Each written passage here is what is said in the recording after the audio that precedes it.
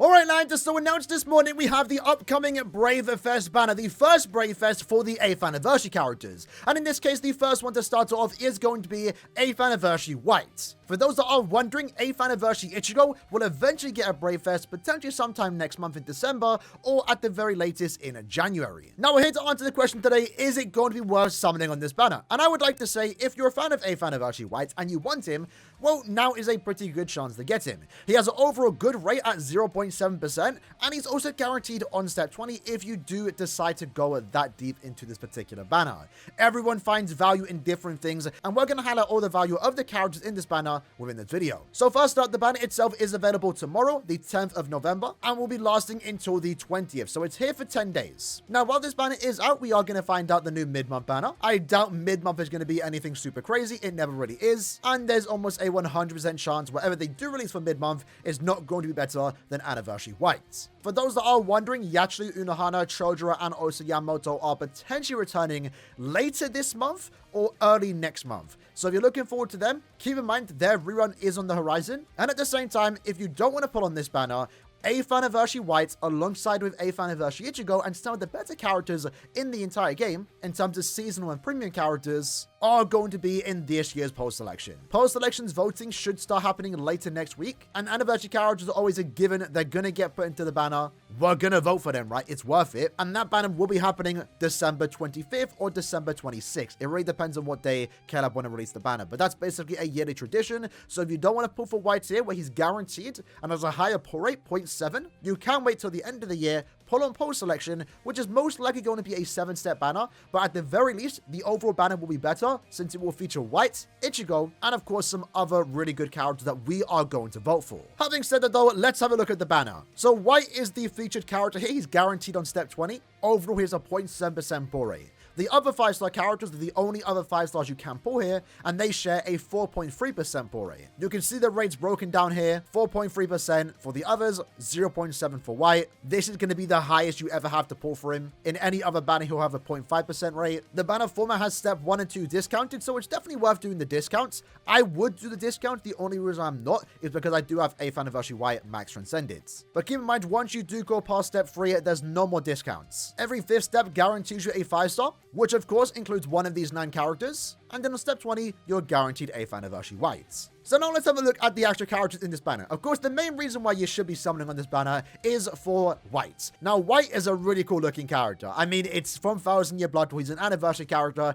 and he is easily one of the better characters in the game. For starters, that comes from his damage output. Frenzy +2, when he does inflict a stat ailment, which he has an increased chance to do so, and keep in mind he can apply both Lacerate and also Drain, allowing him to easily stay at full stamina. When you do inflict a stat ailment, you then get an 80% stat boost to your Spiritual Pressure stat. That is a really high damage output, and it gets further increased too, because when you do damage an enemy that you have inflicted with a stat ailment, in this case again Drain and also Lacerate, you then do 100% more damage to those particular enemies. The damage output this character has is insanely high. It can get higher. There are characters out there that do hit harder than him, more so those with the Rampage skill, but this damage in and of itself is nothing to scoff at. Especially the Mind attribute was needed a character like this, because realistically, there's not much competition. He comes with a Sorryba and also no affiliation killer effect, so he's more useful in multiple types of content. Whenever there are Sorryba enemies, whenever there are no affiliation enemies, this can be for guild quests. Outside of guild quests, you want to make sure to use him. But even then, because he has an increased chance to inflict stat ailments, because he has a high damage output, he realistically doesn't even care about killer all that much. His strong attacks offer a different type of playstyle. His SA1 and 3 are very similar attacks. In fact, his SA1 is traditionally a 3rd strong attack. So to have his SA1 is actually really cool, and those 2 strong attacks, his SA1 and SA3, serve as vortex type of attacks, vacuum attacks more so, that group in the enemies, allowing you to have an easy chance, either time or so, inflicting stat ailments. His SA2 is a lunge forward with some really good AoE around it, so overall this character is just very strong. He's also immune to every status ailment. He also nukes really hard with his Soul Bomb. That's still important in the very hard guild quests, but most of the hard difficulty guild quests, or even the normal difficulty, depending on where you are in the game. With Bombardment, 100% more damage to enemies you inflict with a stat ailment. Weak in defense, his Soul Bomb still hits really hard, and is guaranteed to clear up any enemy you use it against. White is easily one of the best characters in the entire game, one of the best characters of the year, and of course the main reason why you would want to summon on this banner. Having a look at the other characters, it's nice to see the newest Fullbring remakes get put as fillers for a banner. It's the first time we have seen them there, and in this case, they're more so designed for Guild Quest content. In Yu-Gi-Oh's case, he is a ranged normal attack damage character with the Espada kill ability, and he does serve as that Guild Quest team booster. His SA2 is a boost effect with the booster skill, so by using that SA2, which the AI will use automatically if he's on the side, you will be running your team with a 43% attack, focus, and also defense increase, alongside him just doing more damage in Guild Quest 2. If you are struggling in the range Espada Guild Quest, Yu-Gi-Oh is a great character to have for that particular challenge. Outside of Guild Quest, sure, you can use him. He was given guard break, but you're not really given much reason to use him, to be fair. So strictly speaking, he's mainly going to be a Guild Quest character in a week which is somewhat difficult for a lot of players out there given the lack of options. Kugo is a Heart Quincy killer, and he's kind of a weird one. For a mid-month character, he has a good damage output, and he was given Havoc, a more so unique exclusive skill for end-of-month characters. So him having Havoc makes him stand out a tad bit when compared to the other mid-month characters in the game. But strictly speaking, while he is a overall strong character, I don't consider him bad. He doesn't have much of a place to be used in. He's not designed for any specific type of content. So for most people, even though he is good and he's not bad per se, you're not really ever given much of a reason to ever use him.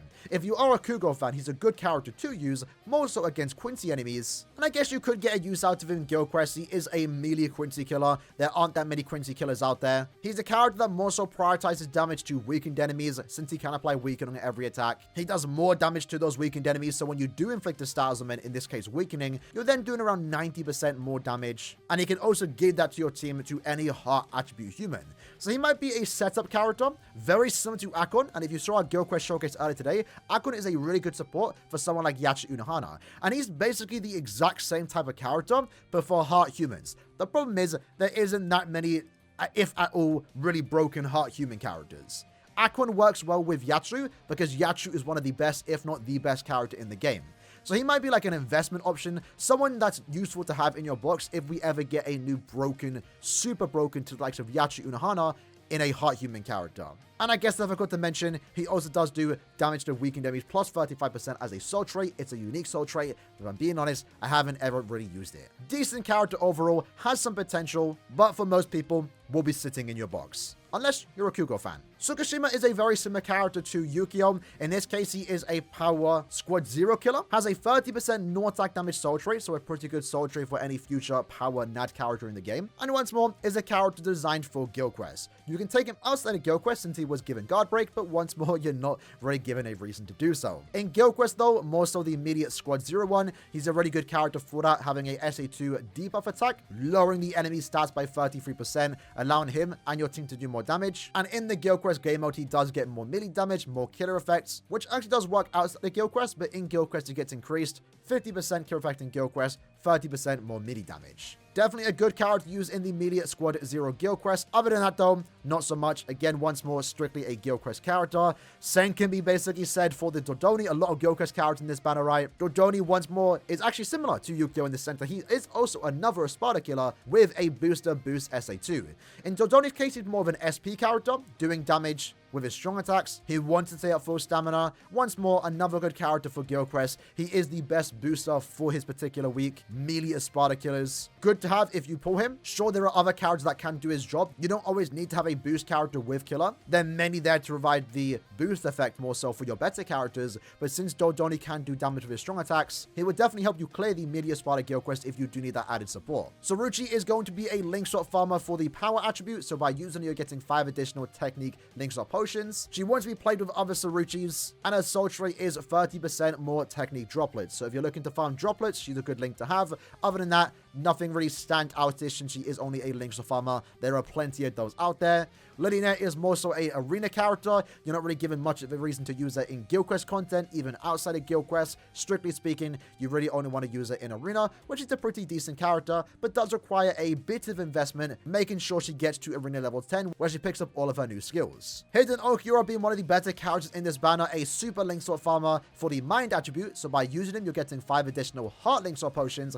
5 additional heart super link slot potions, and also 30% more heart droplets. He of course has been outclassed by someone like Balgo and also Ikaku, but he is still a good character nonetheless. Definitely not someone that's bad in IT where he wants to be used, Right now, he does have Killer, so it's a great time to use him in IT, Inheritance Trials. And more so, if you are an Aaroniero fan that wants to farm with an Aaroniero, this character is right up your alley. And then lastly, we have Kaname, another Guild Quest character, more so designed for the melee Aaroniero Guild Quest, where he does more damage. So that's basically to sum up this banner, right? You have 8th Anniversary Y, an amazing character, one of the best characters in the game, and still the best mind character in the game.